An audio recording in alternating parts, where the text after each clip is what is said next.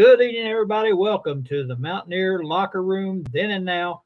I'm Greg Christ. Welcome to the show. We appreciate everyone tuning in tonight. You're on the Voice of College Football and checking out what we got going on. We got a lot of good stuff tonight. We got a great panel of guests tonight, as always. It's been put together for me, not so much for other folks that take care of all that, but I just show up and do the show. But I am tickled to death to have this show tonight. Good lineup of guests. We've got a lot to talk about, a lot of things going on in the college football world, pro football world as well. We've got, of course, the national championship just wrapped up. We've got some coaches that are retiring and being fired and those sorts of things. We've got men's basketball full swing, women's basketball full swing. So we're going to try to squeeze all that in and talk about it tonight. And before we get going, I want to ask and beg, essentially, for you to make sure you get on YouTube, like and subscribe to our page. That helps us tremendously in being able to put these shows together and put this on for you. So please go and like and subscribe and spread the word to all your friends and family. Let them know as well, even if they don't like to watch a whole lot, they can still subscribe. They don't mean they have to watch. I want to bring in my co-host, Mr. Frank Fear, who'll be sitting in and monitoring things tonight and taking care of all the graphics. Frank, welcome to the show. Good to see you, as always, Greg. Hey, the first thing I want to say is we've got a couple of our regulars not with us. Mickey Plumley, who is also a co-host, has had some health issues. Mickey, we're hoping you're doing well or better and be back soon. And also, many of you know Mike Dunlap is up at the Cleveland Clinic for an operation. Mike is a friend to a lot of Mountaineers, and we obviously wish him the very, very best. Absolutely. Mike's had a lot of health issues and really been fighting through them, and we wish him all the best. Like I said, he's a well-known folk around Mountaineer sports and just a good guy in general. So we wish him all the best as well. Like I said earlier, we've got a good lineup tonight. We've got a good show for you. We have a college football analyst and expert, among other things that he does. I was reading his bio, and he's got a nice bio. Tony Altamore will be on with us talking about some analytical stuff with football, and I think he's just going to join our conversation as we talk and have his input. Dave Gorby, he is the co-host of the Courtside with Coach Chris show. That's my show. Dave helps me every week, and he's going to be on with us. There's Tony. Tony, welcome. There's Mr. Gorby. And, of course, our resident basketball expert who joins us pretty much weekly now, Daryl Prue is with us. Daryl, thanks for joining us. How you doing? So we got a great lineup here, and you guys feel free to, as you're watching, to comment. If you have questions, you can go ahead and send those questions in, and we'll try our best to answer them. And like I said at the beginning of the show, we've got a lot of stuff to talk about, a lot of different things going on. I guess first and foremost, the national championship wrapped up the other night with Michigan winning the national championship in resounding fashion. I don't think there's any question they were the best team, and they won it going away. And I think we'll just go around and start with you, Frank, and get your thoughts on the national championship game. Well, you know, I lived part of the year in Michigan. I'm not a Michigan guy, Michigan State guy, so it was very interesting to watch. I mean, the state has been rocking, and you know, many of us know and respect Jackson Johnson. Who made a comment the other day that really caught my attention. And so I want to bring up a slide here really quickly so you can, let me see if I can find it here. Hold on. And I think this is why, from a context point of view, that game meant so much to Michigan, maybe more so than what it ordinarily would. This is a comparison between Michigan and Ohio State. And so I've got certified national championships, first part of the last century, certified solo national championships, the last half of the century, and then what's happened since the turn of the century, and then head-to-head victories. And I want to get your thoughts on this, Tony, too. I think this is one reason why this game meant maybe more to Michigan to win than perhaps it might have been otherwise.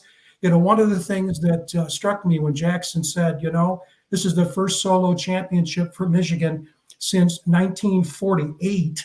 and Michigan has won more football games than any other team in the country. And you see, they were Titans back in the early part of the last century. Ohio State was not. And then once we got into this century, the half of the last century, rather, you can see that Woody Hayes and Bo Schembechler went head to head, but Bo Schembechler never won a national championship. Woody Hayes had 5. And then if you look at what's happened this century, Ohio State had 2. Michigan got its first on Monday night. And then in terms of head-to-head victories since 2000, it's been 17-6, with 3 of those wins for Michigan being the last 3 years. So I know that I'm not going to be able to walk as a live person on the streets of Michigan anymore by showing that. But I really think that's one of the reasons why it meant so much to the Wolverines to be leaders and best. You got to win. What are your thoughts about that, Tony? So I actually grew up in Michigan, and my dad actually played for Duffy. So we are Spartan people, but I grew up going to Ann Arbor, and tons of my friends all went to U of M. I was in the Rose Bowl the last time they won the national championship against Wazoo. So, I was excited for them. I think this is big for them because I think it gets a little bit of that Ohio State monkey off their back that has been on there more than anything else because of the 17 losses. The constant drubbings against Ohio State, like they kind of needed to do it. A good friend of the channel, Tide Guy, always makes jokes about how Michigan just goes and loses the bowl game, which from USC we were often the ones doing that to them. So we love that, but this got a lot of those monkeys off their back. Michigan had a great team, but I mean the other thing that you have is that Washington was on a magical run. And the thing about magical runs is a lot of times at some point the pixie dust just wears out. And a lot of those things, like if you look at the Washington season, because I watched most of their games, they should have lost to Wazoo. They probably should have lost to Oregon twice.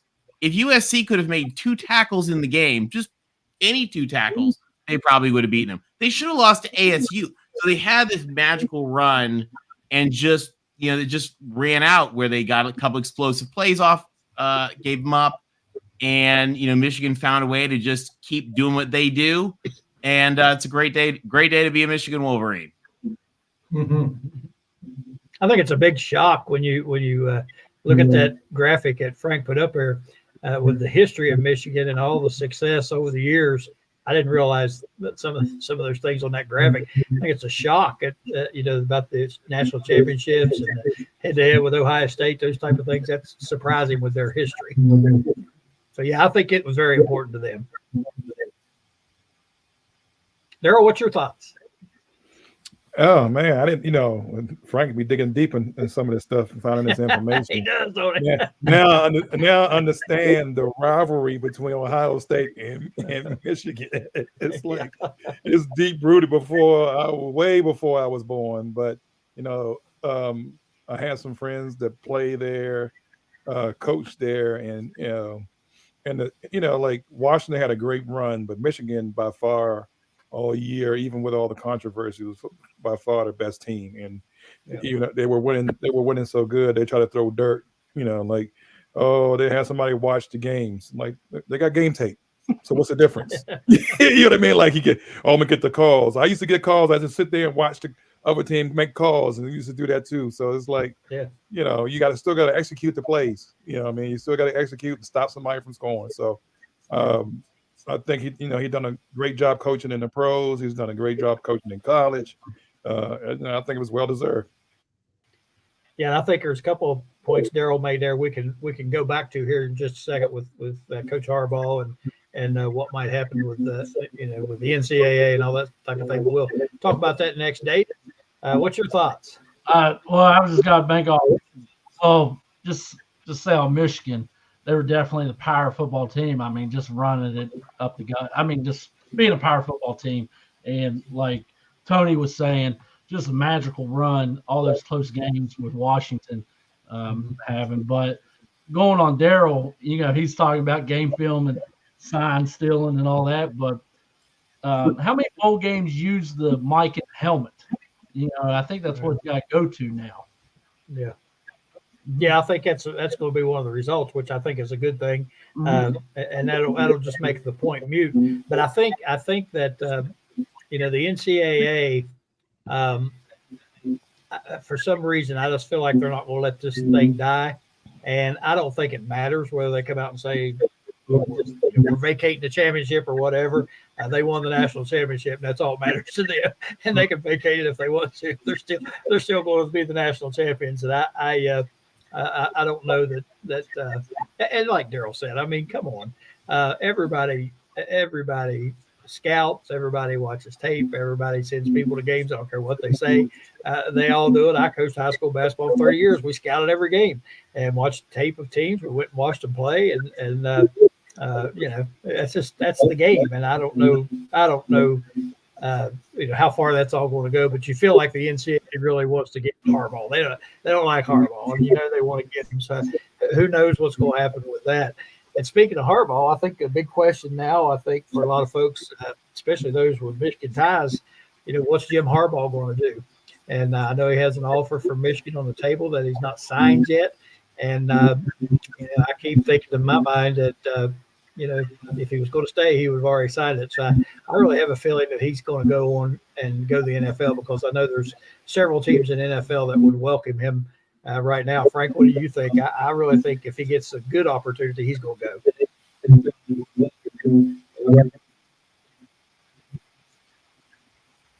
Well, and Tony may have some insights on this with his West Coast connections, but you have to wonder particularly with the vacancy now in Seattle. He strikes me as obviously a West Coast guy. Was at the 49ers and the University of San Diego, where he started his coaching career. And also with the Titans, although that may or may not be less attractive. Seattle would probably be more. But, one of the issues I think that all the major schools face, particularly the ones at the top of the food chain, is these championships aren't one-offs. And that's, they don't want them to be one-offs. Alabama is a good example of a team that's obviously strung a number of championships together under Saban. Extraordinary. And I know we'll talk about a big announcement this afternoon that Saban may be retiring.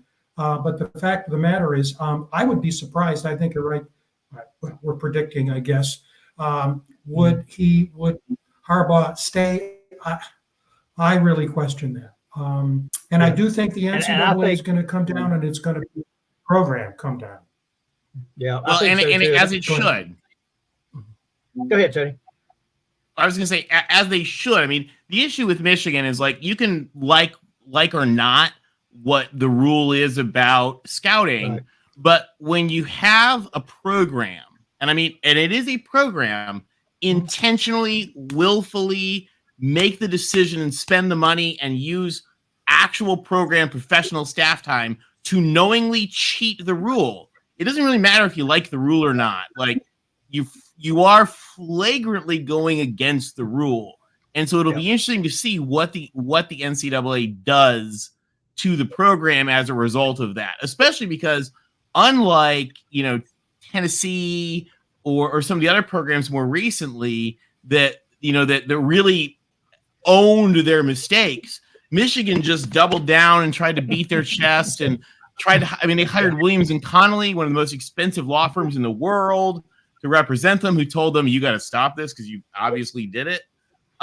So Michigan really did all the wrong things as a way to handle this. Now, again, you don't have to like it, but that is the rule that they flagrantly chose to break, just flagrantly break. So that's the real question. And what else is in there? I don't know. I don't know what the NCAA will do.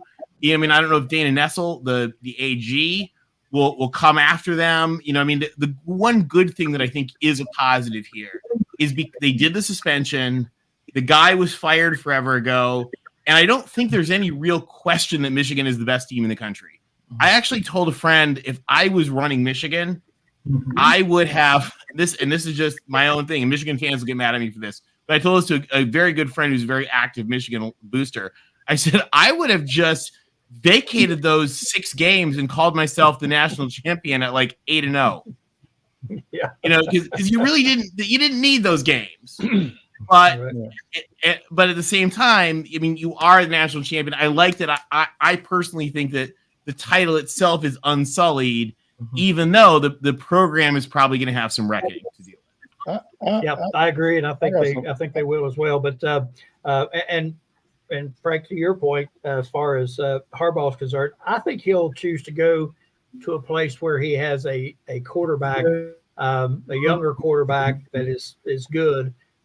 Chargers, for example, to work with. I think he's going to choose a place like that as opposed to Seattle, for example. Daryl, go ahead. You have some thoughts? Yeah, I like sometimes these coaches, and when you have football coaches, you have 25 of them maybe, and sometimes these guys are overzealous.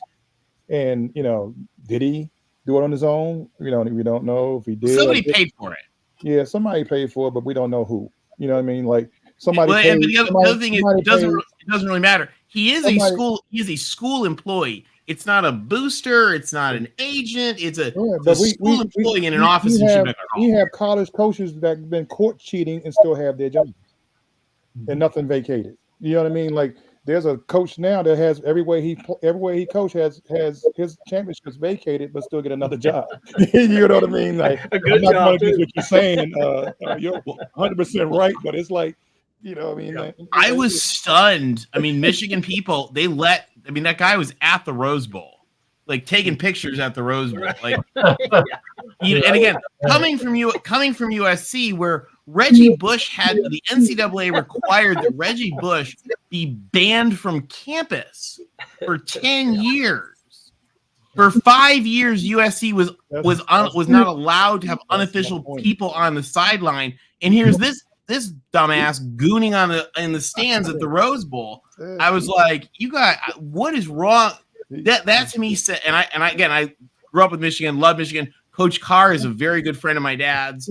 I just look at that and I think that is a culture of non-compliance problem that like Michigan itself needs to address. That we could name off a whole bunch of schools on that one, because that. Oh yeah. There's plenty.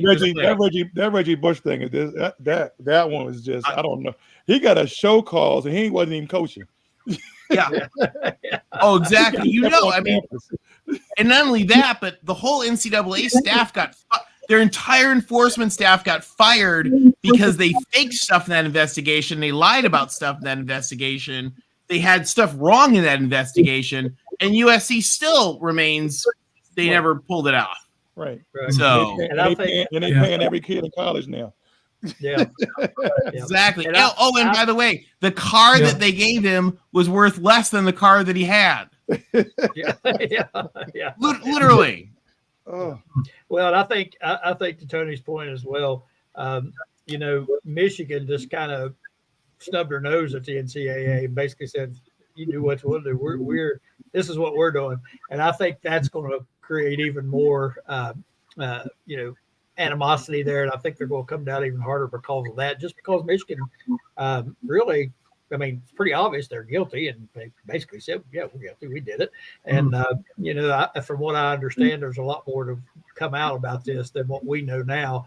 And so I think the NCAA is really going to come down hard on them. And I think that's another reason Harbaugh is just going like, you know what? I ain't dealing with these guys. I'm out of here.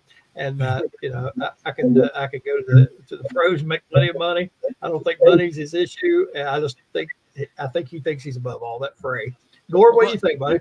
I was just got to bank on it. He knows it. Like he's not got to deal with it. He's probably got to go to the NFL and bank on you. He's got to go to an attractive place. He's just got to pick this. Like I don't think Seattle. I think it's either got to be the Chargers or probably Las Vegas is the two I'm thinking. Yeah. I wish Chicago or DC. I wish Chicago would fire their DC won't get it right, so don't even mention DC. He's right. He's right on that. They won't get it right. We always mess it up over here. And Gorby, you talk about the Bears. They just announced today their head coach is staying. So yeah, I know. For some reason, I did hear the OC. Just I did hear some commentators say though that if the shiny new toy was dangled in front of them, that coach would be out the door in about 10 minutes. So who knows what's going to happen there? So, but I mean, the other thing too is you think about it too from a coach's standpoint. Like now, I mean, to be able to have your players contracted to play for you and not subject to transfer every 15 minutes, right, is probably kind of a nice thing. Yeah, and you hear so many of those guys in the pros, as opposed to going back to college. They say the recruiting thing is one of the top things that they hate, and having to go out recruiting all the time, and which by the way could mostly be fixed with collective bargaining. Just saying. Yeah. Yeah, it's right. Yeah, there's a lot of things solve all the problems. Yeah, surely could. And I think there's been some suggestions to that end, and good suggestions, and it could fix a lot of problems if they would just do it. Hopefully they're going to have to do something, I think, obviously, but who knows what the NCAA is going to do. Kind of switching gears here just a little bit. WVU won their bowl game, finished up 9-4, and we wanted to talk a little bit about their they're in the AP in the coaches poll, but not in the AP poll in the final one. And Frank, we had talked about this a little bit earlier, but I started looking at that AP poll, and 4 teams with the same record, 9-4, made the top 25, and WVU didn't. And a couple of those teams in there, WVU is better than they are. But I also noticed in that AP poll that Georgia jumped back over Alabama. So, I guess they got punished for losing to the national champions in overtime. So I'm not sure what's going on with that AP poll, but yeah, strange stuff. And of course, we talked about this last week, and I mentioned the fact that when these teams, when they have a preseason poll, and say a Tennessee, for example, starts out number 10 in that preseason poll, they lose 4 games, they're dropped down to number 17 or 18, 21, whatever. WVU never sees that top 25 poll, and if they lose a couple of games, they're buried. They're never getting back in that top 25, and that's what's so screwed up about their polls and their preseason polls and all that stuff. It really hurts teams like WVU, and again, this year they're not in it and probably should be. Frank, what do you think? Frank, polls are polls. They're just opinions, and I was disappointed that WVU didn't get a better nudge with that win in the bowl game. But be that as it may, and then they've already come out with their top, way too early. They always say that way too early. Sure, the national championship game was Monday, and here we are with polls. WVU didn't make the top 25 in the ESPN poll. In the Athlon poll, they were 31. And so, I think what we have to realize is that, hey, these are all predictions, they're opinions. And what really matters is obviously what happens down the field. And that goes back to my thinking about this Michigan thing too. Yeah, everybody cheats, or a lot of teams cheat. Shouldn't say everybody does, but it was Michigan. To me, it's another indication of desperation. So I think what it all says is the fact that there is such competition among schools. They're doing things they think they need to do to climb up, because obviously we all read, well, at least most of us read, the amount of money that is accruing to these teams that get to the end of the season college football playoffs. So I'm one that doesn't really look at preseason polls or even the polls in the season. It's let's look to the next opponent. Let's look at what we have, and let's improve. Now, Tony, I don't know if you have any thoughts on that or not. You probably don't follow West Virginia real closely, but so I do try to follow West Virginia. So I have family from West Virginia. Awesome. My dad's actually from the Pittsburgh area. So, and folks like Joey Foster, great friend of the channel, we've talked a lot about it. People gave me all kinds of flack. I thought you guys had a good team coming back, and everybody was like, oh, they're going to be bad. I was like, I think they're going to be decent. And you guys were exactly that. Like, I think you had a better team than people give you credit for.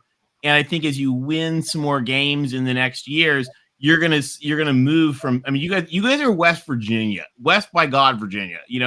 People who know football know West Virginia. And I think as your teams continue this trajectory that you're on, you're going to switch to being the ranked team, because that the conference also has, I mean, let's face it, the conference has a vacuum at the top.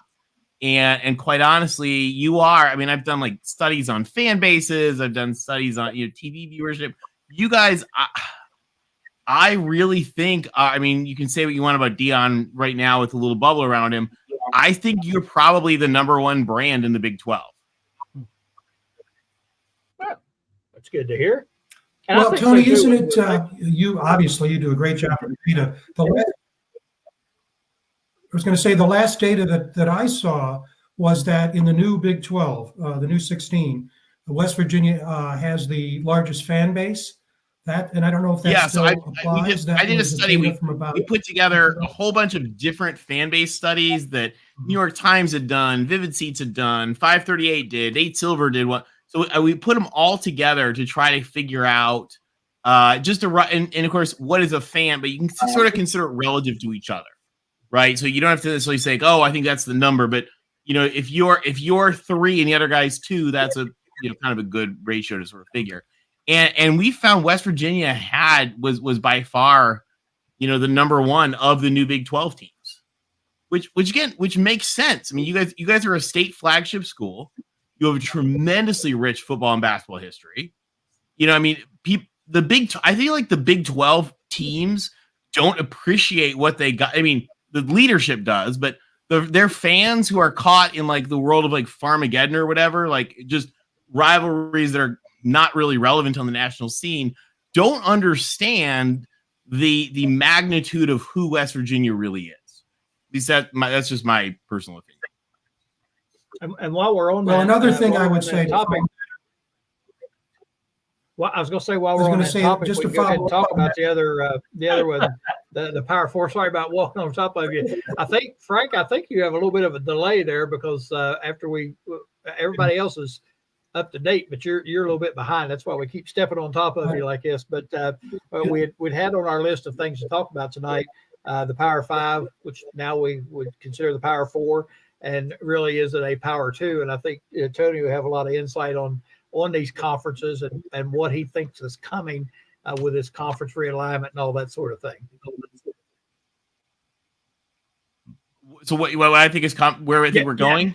Yeah. So, I mean, so right now you have kind of a divide. You've got the Big Ten, the SEC, and everybody else, but you have still a structure in place, and they just agreed to the new playoff, or they're about to agree to the new playoff. I don't think it's signed yet, but it's going to be an 8-year deal.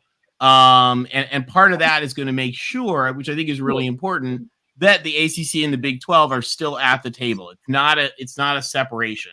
I personally, I mean, and I could be very wrong in this, I would be surprised if we see a formal separation in the way that other people think, because I think it's important that everybody is still a part of what we see. And so, I think that West Virginia is in a good place in the Big 12. I think you'd be in a good place if you ever ended up in the ACC, which is where I personally have always thought you belonged. But as you're in a place where you have access to, big games, you have, media access, and you have a path into the playoff. It's not the same path. It's not necessarily as easy a path as the SEC, but you don't have to beat the SEC teams to get there either. You got to beat Texas Tech and Kansas State and Colorado, and that, I think, for West Virginia, that's more easily beatable than beating Alabama and Oklahoma and Texas and Ole Miss. So, as far as, and people disagree with me on this, but I think you're in a pretty good place, at least for the next, call it 5 years. Then who knows what will happen? Yeah. Well, what I was going to say earlier fits into what you just said. And when I was looking at the data on Michigan, I looked at where West Virginia fits in. At the end of the season, West Virginia is now number 14 in terms of number of wins of major college football teams. And guess people don't appreciate. And guess who is number 1 in the new Big 12?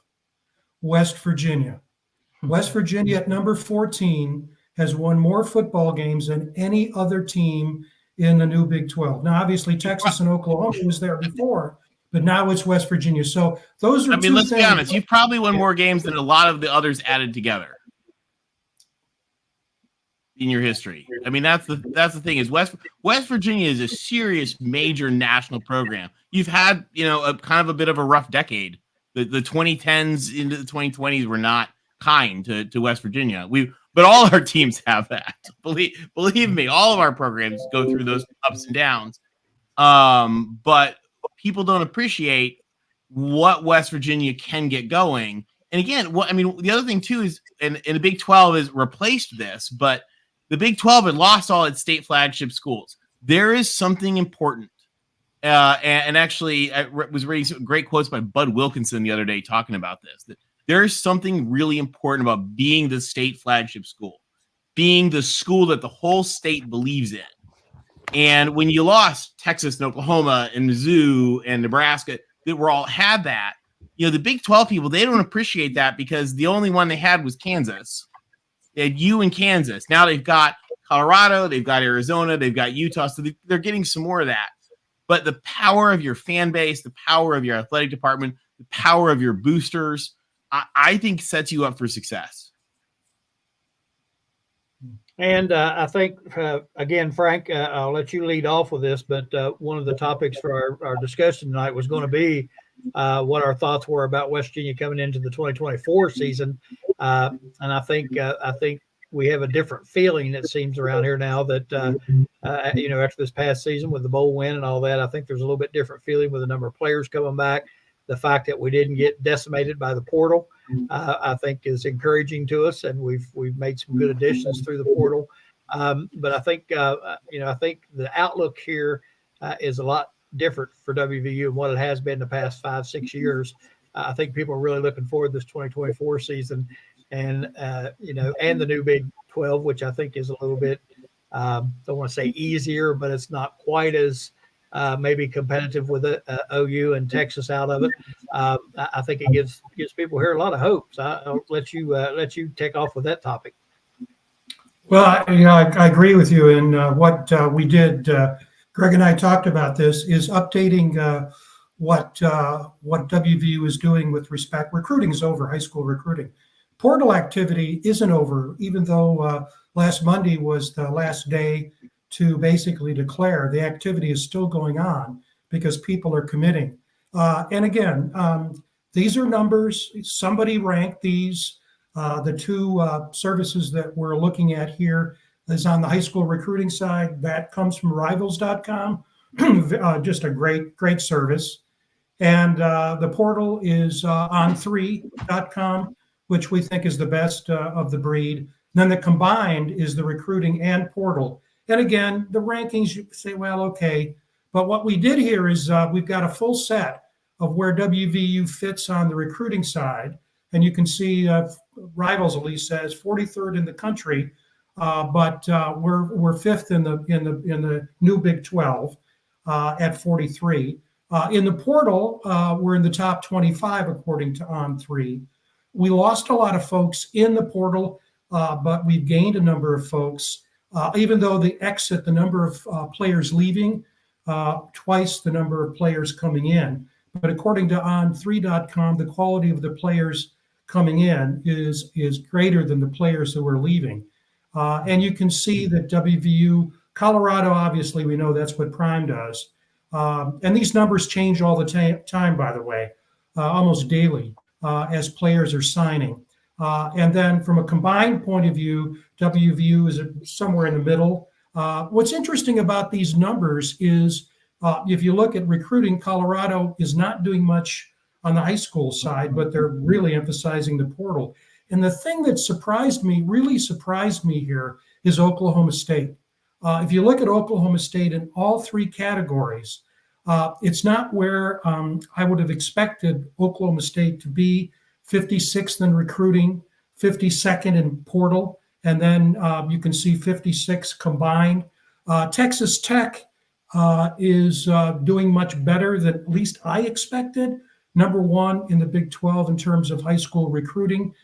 You can see they're holding their own when it comes to the portal, and then combined, Tech is number one in the portal. But So that gives you an idea. And then one last thing, we updated the list in terms of the portal activity.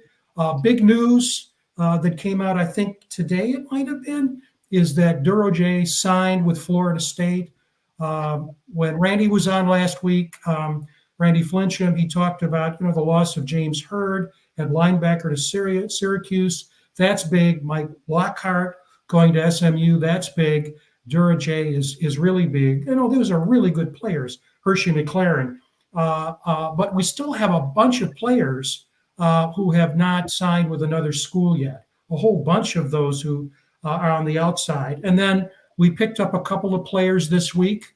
Aiden Gaines from Duquesne, Ty French from Gardner-Webb, and then Taj Rael from Old Dominion. And you can see that what the coaching staff is doing, they're focusing portal activity on defense.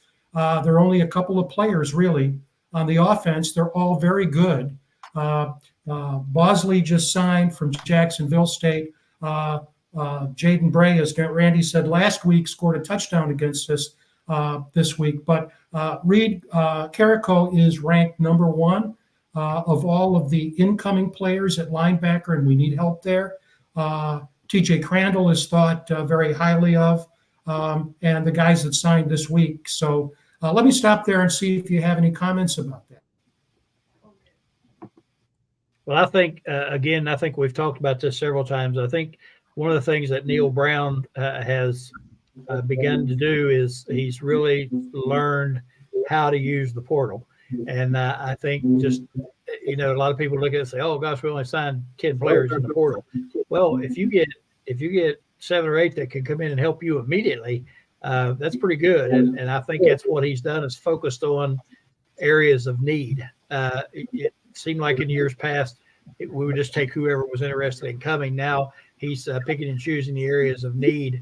And we didn't lose some good players, obviously, but we didn't lose a ton of them, which in the past few years we've lost a bunch of players, and we didn't lose as many this year, nearly as many as what we have in the past. So I think Neil Brown may have this thing figured out a little bit with this portal, and it looks like we're holding our own there so far. David, I'll jump to you. You follow this stuff closely, the portal, all that. What's your thoughts?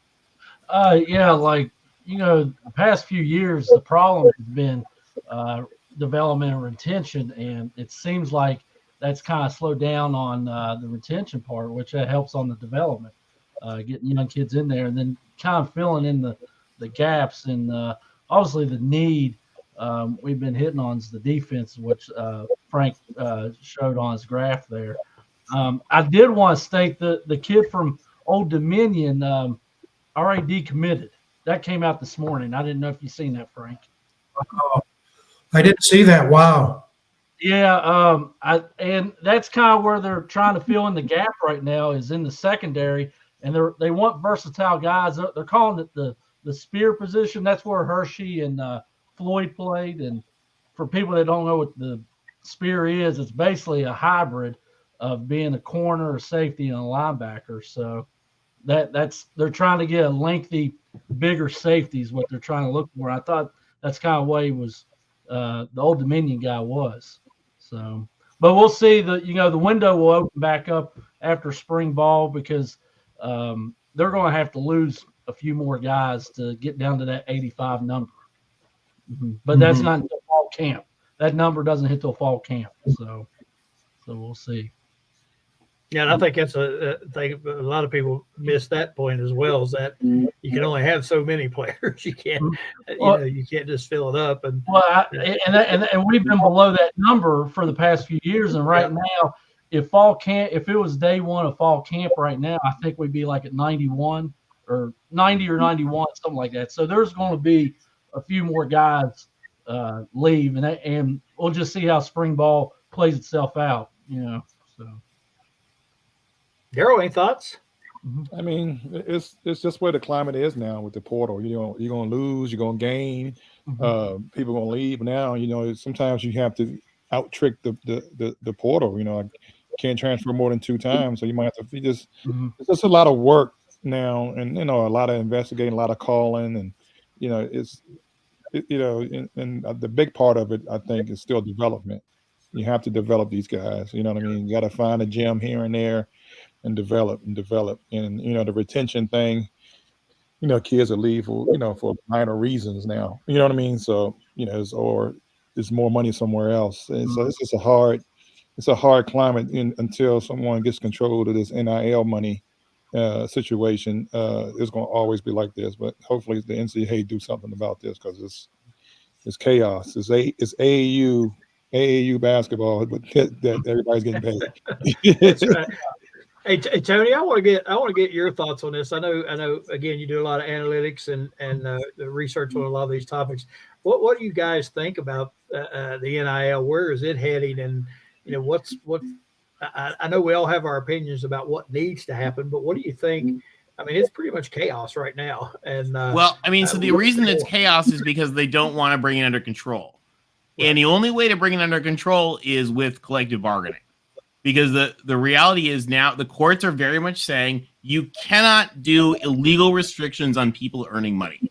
You can't do it to doctors. You can't do it to tradesmen. You can't decide that like plumbers can only work for 4 years, then they have to go learn how to be electricians. Like you can't do that, and so, unless they agree to it in collective bargaining. And so every time the NCAA comes out with something, it's going to keep getting smacked down.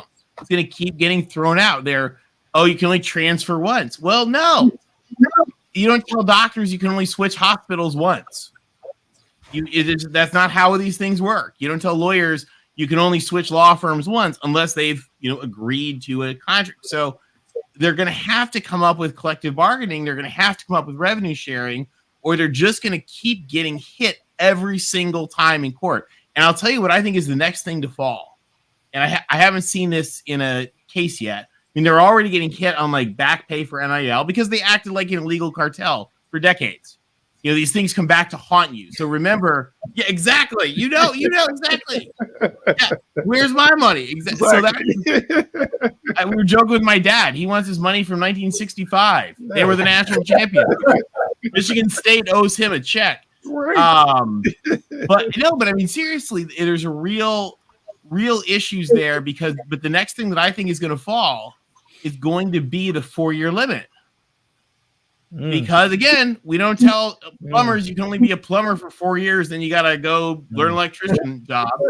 So probably that's going to be the next to fall. So if you want to be Bo Nix and stay for 75 years, or Stetson Bennett, as long as you're taking classes or meeting a degree or whatever the collectively bargained solution is, I mean, I think that's the answer that you have to go to. They're just going to keep losing. The NCAA loses more cases. Was that guy Edgar Berger? That was a guy that was an Ironside. Well, y'all probably too young to remember Ironsides. Frank remembers it, but he's the other lawyer that always lost every show. That's what NCAA is. They lose the judges. Yeah. The judge who's doing the house case, which is the case that they're all going to have to agree to back pay on. They're going to have to settle it because it just got class action status. The judge on that is the senior district court judge from the U.S. District of Northern California. She's the same judge who shredded them on the O'Bannon case for being an illegal cartel. Guess they haven't stopped being an illegal cartel. So they're literally just putting themselves back into the same courthouse meat grinder they were in Oakland, 6 years ago, whenever that was, with Judge Wilkin. And it's just going to keep happening. I mean, Kavanaugh, listen, the Supreme Court voted 9-0 to demolish the NCAA's case. When you have Kavanaugh and Sotomayor like locking arms and like singing Kumbaya together, you're an illegal cartel. You got Clarence Thomas, Brett Kavanaugh, Sonia Sotomayor, Elena Kagan. They all agree that you are an illegal cartel. So you have no defense anymore. You have to collectively bargain. Yeah. And you would think that they would go ahead and be proactive rather than reactive, because they know they're going to lose. And they're going to lose. They should go ahead and start working on these things if they want to survive. And because otherwise they're not going to survive the way it's going. Well, and now they have state attorneys general after them. I mean, that was the other big thing that killed this transfer thing. Because one of the things the NCAA was always really good at doing was just delaying, delay the litigation until you're done in college, and then it doesn't matter. That's how they got Jeremy Bloom. Jeremy Bloom should have destroyed their stuff in 2000 at Colorado. But how they got is through delaying. Now you have state attorneys general being like, no, we're not even going to delay a week. You got 24 hours, and they're just shredding them. Yeah, we had a case Great like point that here. Where Fight on, Tim Brangley. That's right. Everybody check out Tim's calling USC. He may note that the quarterback at Oklahoma State right now, Bowman, got the waiver for his 7th year. He played against Will Greer at Texas Tech. Like that was back in 18. He's coming back next year. Why go to the pros? You're getting paid in college. Right. Yeah, true. It's true. Yep, that's exactly right. Might end up with a PhD. You're not Caleb Williams or Drake May, So. Yeah, you'd be like a guy I used to coach with. He'd always say, "I wasted 7 years of my life getting this degree." He had a master's degree. He said, "I wasted 7 years. These guys are going to school for 8-9 years, no degree." But like you said, they have a doctorate degree by the time I get done playing football. All right, Tony, I don't know if you want to stay with us or not. We're going to shift to basketball for just a little bit. We want to talk some about that with Daryl. If you want to stay, you are more than welcome to stay. We love having you on here. I will defer to you guys on Mountaineer basketball. Thank you guys. Fight on. All right, Tony, appreciate you. Go Mountaineers. It's nice meeting you. Thank you so much. Bye-bye. Man, good insight there. I like talking to him. We want to jump to basketball. We got the basketball expert on here now, so we want to talk about that. WVU lost to Houston, and Kansas State is on the men's side. I think we all have thoughts about our team. Daryl and I, we were talking about that beforehand. I tell you what, this team, there's some talented players there, but it just seems like, there's no chemistry. I think offensively, we're having a real difficult time. There were times last night when we moved the ball so well and got good shots and knocked them down. Then there were other times, most of the times, we came down, we made one pass, somebody jacked up a three. And it just seems like we're out of sync offensively. Defensively, and we talked about this, our transition defense, for one thing, is terrible. Not only in giving up fast break points, but the transition of getting back and then them running a quick set off the transition and getting an easy layup, not just the breakaways, but our transition defense is really poor. Our defense as a whole struggled mightily, and we were talking about this, how we just seem to be out of sync on rotations, on where to go, when to go, how far to come out on the pick and roll, all those type of things. And Daryl, you're the expert on this, so I'm gonna pass it over to you, and let's let you talk about these last couple of games. Yeah, it's been a lot of different things, especially on the defensive end. You hit the nail on the button. They only have one willing passer, and that's Kerr. And everybody else just go. So it's not a lot of ball movement. There's a lot of bad shots, leads to bad transition. It looks chaotic. Like, they try to run stuff. If Kerr doesn't have the ball, they a little out of control.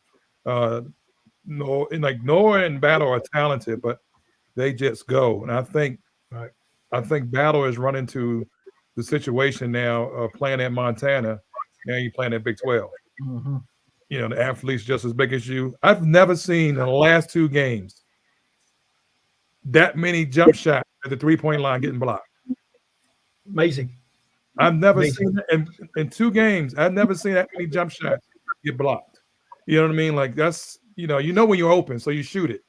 These guys are getting their shot blocked. They're not elevating. They look casual. You know what I mean? Like, it's a lot that's going on right now, and it's just not getting better right now. I think that you talk about that sort of thing. That indicates. I bet Battle's had more shots blocked in the games that he's played probably than what he did the whole time at his other school, just because of the difference in athletes. Frank has put up Daryl's points that he made about this prior to that. wearing down, quitting, playing with heart, team philosophy. What is our team philosophy offensively and defensively? When you watch, it's hard to figure out. We don't really know if we have one or not. Rebounding is horrendous. So the last game, they took 51 field goals and 25 of them with 3-point shots. Right. Who's the 3-point shooter on the team? Yeah. So if you're a good shooting team, that's okay. Right. If you're a good shooting team. We're really not a good shooting team. We need to figure out some other ways. And again, too, a lot of the shots that we're taking are contested shots. You can tell by the number of shots we get blocked. They're heavily contested, and that's another big problem. We shoot them anyway, and we go. I noticed last night too. A lot of times on the drive, we drive to the basket, and instead of kicking it, for an open shot, we go in. And I used to tell my players, you do some dipsy doodle instead of just shooting the ball. But when they go in and just shoot it, they're getting blocked. I know Farrakhan last night had 3 or 4 when he went to the basket and just got rejected. So their decision making's poor. There's just a myriad of problems, man. It's tough to watch. I ain't gonna lie, it's hard to watch, and it's not gonna get a whole lot better, I don't think. I'm sorry, I was laughing at Joey Foster's comment. Yeah, I saw that. I try not to read those while I'm talking because I get sidetracked. It's David, tough. Yeah, David, Joey Foster. I wish I would have gave me 1.2 million just to coach 4 years. I'd have been happy with that. Yeah. But Dave, what's your thoughts on the basketball program? Sorry, Daryl. I know you pay close attention. Well, I didn't get to watch last night. I had my own to go coach. Right. But watching the Houston game, kind of like what Daryl kind of said, what they do on offense, it's real stagnant. I mean, it's one-on-one ball, and I get it. Houston's number 1 defense, and it was tough anyways. But you got to play as a team and kind of get the ball moving and to get the easy shots. And like you said, Coach, to get in the paint and then kick it out, not go in there dipsy do or whatever you want to call it. Yeah. Mm-hmm. That Houston team reminded me of a Huggy 2009, 2010 team. Yeah. Mm-hmm. You know what I mean? They push you off your angles and stuff. When I was at Georgetown, we couldn't run our offense quite right because they got us off balance a little bit because of their physicality. And Houston's a little unfair to judge Josh on because they have some grown men out there. Right. They're I thought they would be better against Kansas State, and it seemed like they were hanging in there, and until like the last 8 minutes, it's just like they just. I don't know if they got tired or if they just gave up, So I know it was strange because we played well at halftime. I don't know, we were tied or ahead at halftime. Yeah. Maybe I think we were ahead. What was the rebounding margin last night? I didn't see 13. that, but I'm sure it was bad. 13. 13. Look it up. 13. They was that about 13. I got out rebounded by 13. That's one of the things I've written down yesterday. I mean, I know we can say, well, we don't have Edwards, but that's just one guy. Like we were kind of talking earlier. As a team, you got to collectively, everybody has to go rebound. If you're not a strong rebound, you don't have anybody strong enough to go, to get double doubles every night. Yeah, well, sometimes too that rebounding margin is misleading if you're missing a lot. Right. So if you're missing a lot, it's a big difference there. Our problem is our offensive rebounding is horrible, and so we miss a lot of shots, but we don't rebound. We don't have any of that at all. Yeah, we don't rebound at all offensively. I'm just very rarely. I just want to get defensive rebounds. Yeah, very rarely we get a second shot, and like I said, shooting as poorly as we have been, we need as many shots as we can get. And like I said, the rebounding is just not there. Frank, I don't know. Did you get a chance to watch a game last night? If you did, what's your thoughts? Well, yeah, it's my expectations were really low going into the season because, WVU basketball, from my perspective, has not been on a really competitive level for the last several years. We weren't recruiting really much out of high school. We were relying on the portal and country roads. And I was mentioning to the guys before we started that I could see what the administration was doing. One of the things we have to understand, and I understand that that most of us don't have administrative experience at that level. But those jobs are so big and there's so many things flying at you. And it's not just one thing going wrong, it's a bunch of things going wrong. And a lot of those things never go public, but basketball does. So they had two issues. One is working out an exit strategy for Coach Huggins, and the other is to replace him. And what I learned a long time ago is that very few administrations will give equal weight to multiple challenges. They'll take the one that's more important, and they won't punt on the second one, but they'll basically not give it the same attention. And so the issue for me is you just got to gut it up, do the best we can. The expectation shouldn't be that high. And yet I've been watching the fan pages. Fans are really upset. They're blaming the administration. They're blaming the coach. And what I want is, and I'll close with this, WVU to get back to a standard approach to a basketball program, focus on kids coming out of high school, use the portal to supplement, take a more balanced approach, and they've got to do a national search. And I believe they will do a national search and bring in, look what they've done with the women's program. They lost a great coach from South Dakota who came in. She went to Minnesota, and immediately they brought in a very successful coach from Sam Houston State. And the team hasn't missed a beat. In fact, it's just as strong, if not stronger this year than last year. So they'll do that. So I think the fans have to understand that, yeah, you can blame the administration, but how much time and attention are you going to give to one thing when you're dealing with 20 things, 10 of which probably you didn't expect to deal with? Yeah. Yeah, and I think, the fan, like you said, the fan base just killing the administration and the coaching staff. And, as a coach, I'm very, very defensive of coaches. And I always say, you can't make chocolate chip cookies out of what. And I think he's up against it right now. And I think he stepped into a heck of a situation. And, I think you do the best you can do with what you have to work with. You get through it, and then you sit down at the end of the year, take a good hard look at it. Do we want to go a different direction? What do you want to do here? I feel bad for them, really, because they were put in a tough situation. They were put in a situation, just like Daryl said, give me $1 million, I'll come in there and take the beating for a year. But they were put in a kind of a tough situation, and as far as their careers are concerned, and I think the fans just need to lighten up on them just a little bit and recognize what's going on here and what happened and where we're at. They've got a long way to go. They've got some talented kids. They just need to coach them and get them better. And, just hope for the best right now. I just people need to. Calvin Sampson said last week in his pregame press conference, most snake bitten team in the nation. Yeah, but you can't compound it. Josh compounded it by not hiring nobody that had any experience. I agree. You know what I mean? Like, you got to go outside your comfort zone to be, better. Like at the end of the day, just like he was whatever. You know what I mean? I love Deshaun. All them guys were new. You bring in McCabe. All these new guys to a situation like this is not going to help.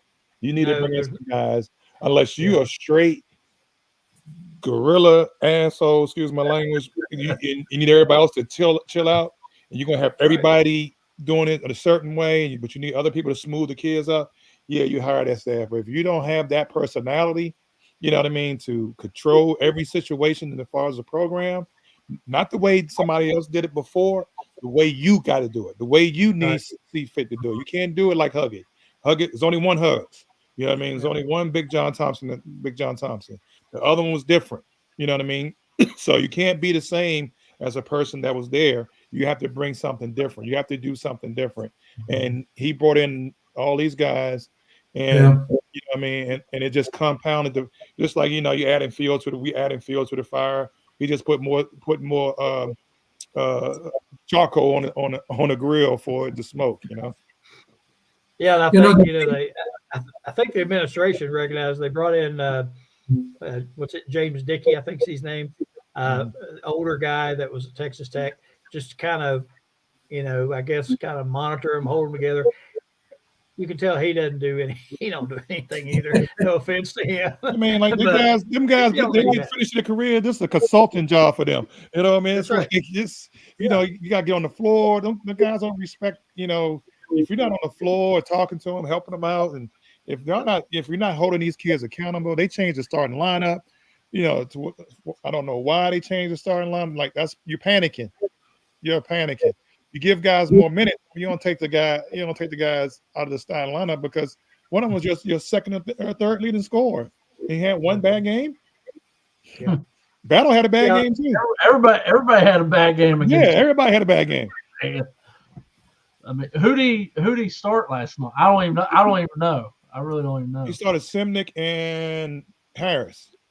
Yep. Over He did. Slinsky. Over Cook and the other Slinsky. Zazinski. Yep. Yeah. That's- Right. Yeah, and I don't really understand that. I mean, I know he had like 6 points there at the end of the Houston game, but the game was far from over there. It was a 30-point game. Yeah. Yeah. I can go out there at 50. I can go out there at 56 and get three buckets, and we down 30. I might be able to do that. Doubt it, but I might. Yeah, I didn't understand that either, and I don't know. I just think they got some talented kids. They just need, like I said, there's a bunch of stuff they need to work on and get it worked out. I mean, they got some talent. I don't know that they have enough talent really to be competitive in the Big 12, but they do have some talent. The schedule. We're not playing Right. Stafford. We're not playing. No offense to these team, but I mean, we're not playing mid-major schools now. We're playing the major schedule. Frank was on Dale's, and I think I talked to Chris before the season started. We forgot.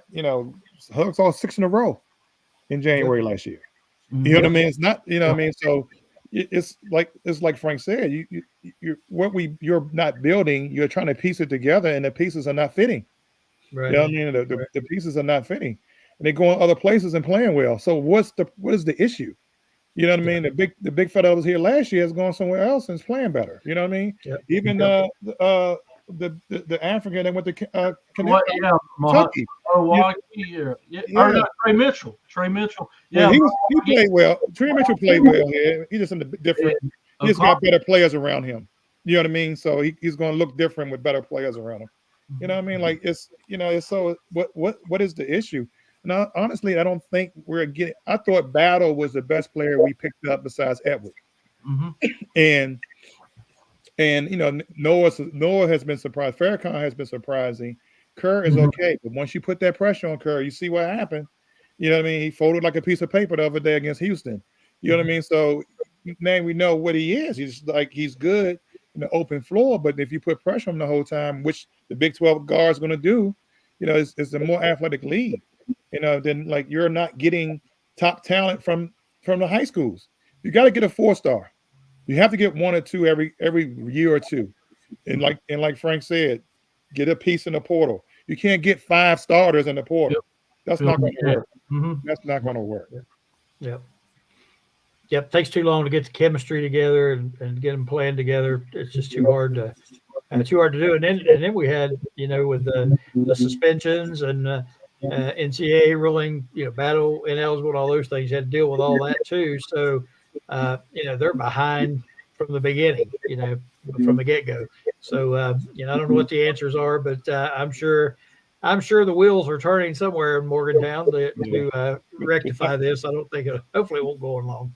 So what happened with that, and I think what happened with the other player is like the coaches got to know they're not graduating before they come to WVU, and that's the problem.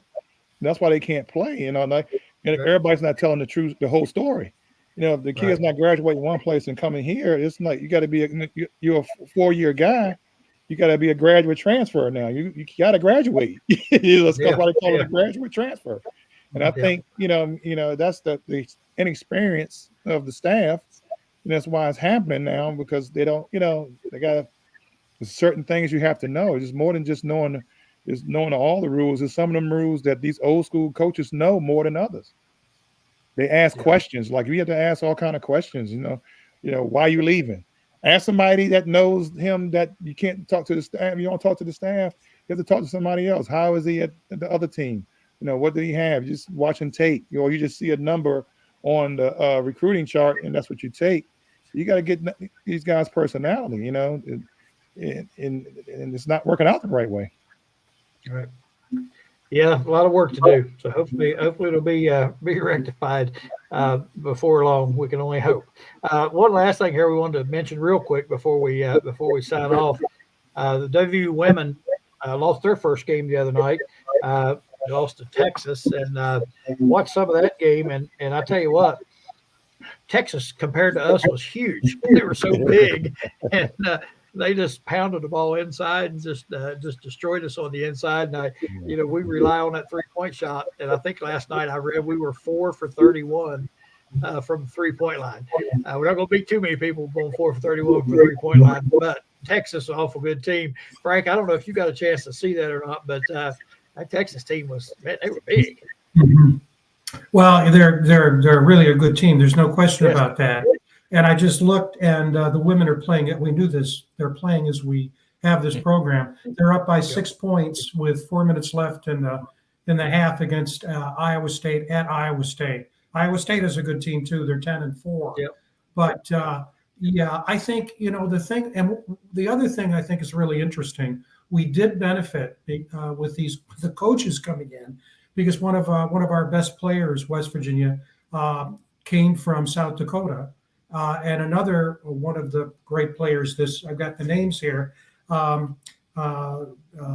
Kia Watson came from South Dakota, and Jordan Harrison came from SF Austin, following their coaches. And so we benefited by the fact that those two coaches shifted to West Virginia, one left, but each one brought a player. And this Quinterly, JJ Quinterly, is a really good player, and she's only a junior. So I think we're doing very well.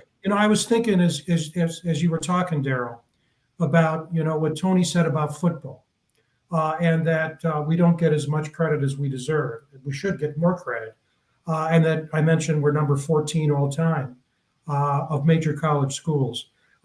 Greg can attest to this. When we were growing up, basketball in Morgantown with Jerry West and Hot Rod Huntley and you name Rod Thorne, it was basketball that led the way. Football episodically back in the 50s and 60s, but it was basketball. To see the program where it is right now, it just isn't consistent historically.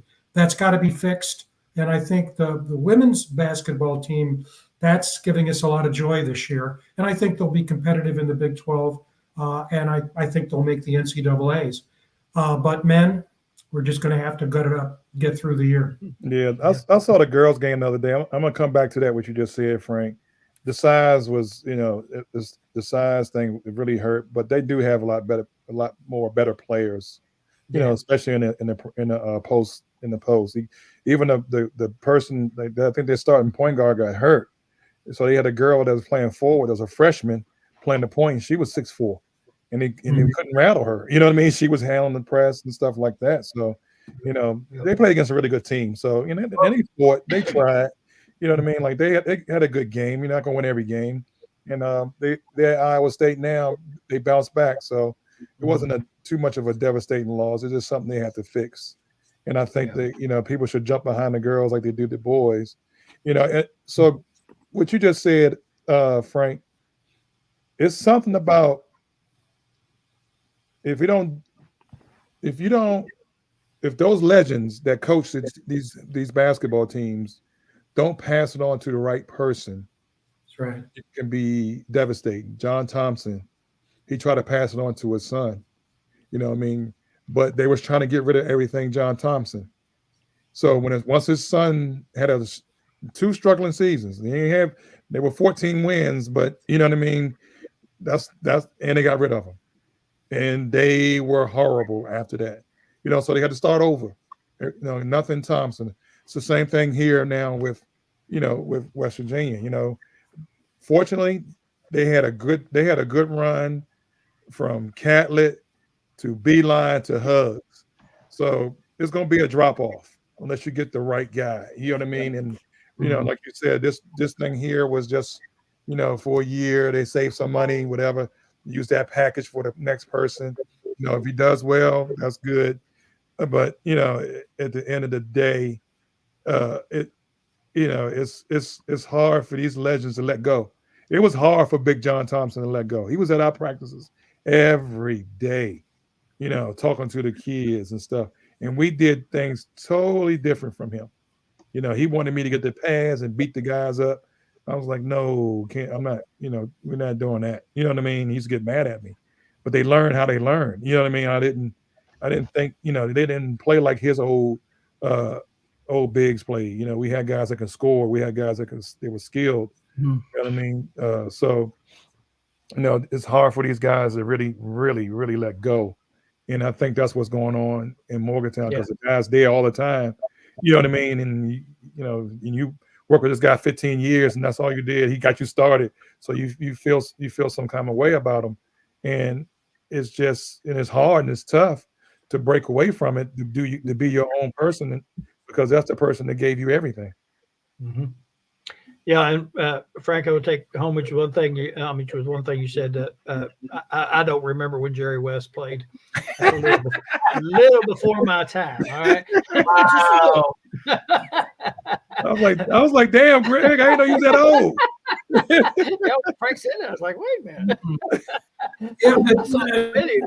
Greg, I was referring to Jerry West with a G.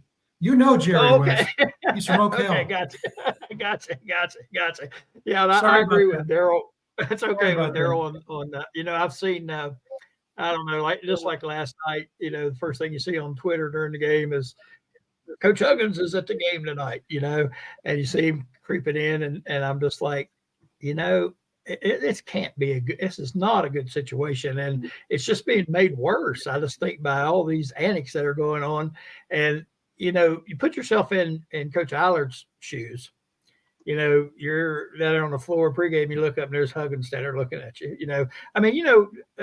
Think about how he must feel, and like Daryl said, you got to be your own person. You got to be your own coach. You got to do things the way you want to do them. And if they, I always said I coach the way I coach. If it works, great. If it don't, it's on me. And I'm my own coach, and I do my own thing. And I just think we got a problem with that now. And I sense like the jilted girlfriend that keeps coming around, man. It just won't get away. And I just think it's a tough situation right now. And things aren't good up there. I'll just tell you that. And I really think as soon as I saw someone comment earlier that they felt like Ren Baker already had the coach that he wanted in mind, and he was waiting just to hire him. I think as soon as the season's over, I think you'll see some wheels put in motion pretty quick. I think it's going to happen pretty fast. I don't know what it's going to be, but I think it'll be fast. Of course, as we get closer on to that, we can talk about, we can give our expert opinions on who the new coach is going to be. And I know everybody has opinions on that. And who they'd like for it to be and all those types of things. So, well, fellas, we're just about out of time. Does anybody have anything else they'd like to add before we sign off? We need to keep supporting that girls basketball. Right. That's right. Even the fellas. I mean, like it's just a bad time. Right. You know what I mean? It's, I don't know if it's going to get any better, but you got to take it for what it is. It's just like it's been for the last 2 years. It's been a bad situation. We begged for rankings. We begged to get in the NCAA, and we didn't do. You know what I mean? Like Hugs was begging to get in the NCAA, and we were losing. We win 2 games, we lose 5 in a row, and win 2. And then he wants to get it. Like it was just, what I mean? It was just a bad year, and it's just. You fire people in the middle of the season. That's not a good thing. And ever since then, everything just went downhill. You know what I mean? So it's just, it's just been a bad situation for the last year. It's just been bad. Sure has. Dave, you got any final thoughts? I don't have any final thoughts. I'm good, guys. All right, Frank? I think we're all set. I'm looking at the West Virginia women are up 43-30 with 30 seconds left. So they're doing very well. And Daryl mentioned the support of the women. I think, again, It's important we get out and watch these girls and show support. Last night at that game, I had a tremendous crowd. The whole bottom bowl at the Coliseum was full, and that place was rocking. It was a good atmosphere, and I think the same needs, like he said, the same for the guys' team. If you're a fan, you need to support them, and I think we're all fans, and I think we'll all keep supporting them. It may not be the greatest show on earth right now, but it's got to get better. Are the fans that's going to come to the big games? Because I saw the Kansas City game. There was a lot of empty seats. Yes, there was. A lot of empty seats. Yes, there was. And I think if you want recruits to look at you and say, "Man, that's where I want to go," you need to get there. You need to be there. Students showed up. I think we need to show up and support these guys, no matter how bad it is. It will get better. All right, guys. I think we're about out of time for tonight. Fantastic show, Dave. Appreciate you jumping in here and joining us, man. As always, Frank, I'm telling you, he's a Mountaineer expert, man. He follows this Mountaineer football to a T, and a Chicago Bear expert. Daryl, appreciate you as always. Great job, great insight. That's all I know. And Frank, as always, thank you again for your input and your hard work putting this thing together. Frank, for those that don't know, Frank does all the legwork here. We just show up and talk. So, Frank, we appreciate you. We also appreciate everybody out there joining us tonight. We hope again that you'll subscribe on YouTube to our channel, and we look forward to talking to you again next Wednesday night. Have a great night, everybody. Good night. Yeah, I see there with Kelly. My God. We're praying for you, Kelly. Yeah, Kelly, take care of yourself. Along with the guys we talked about earlier. Kelly is a fantastic person and a big supporter, so God bless you. Good night. Good night, everybody. Yeah, I have to thank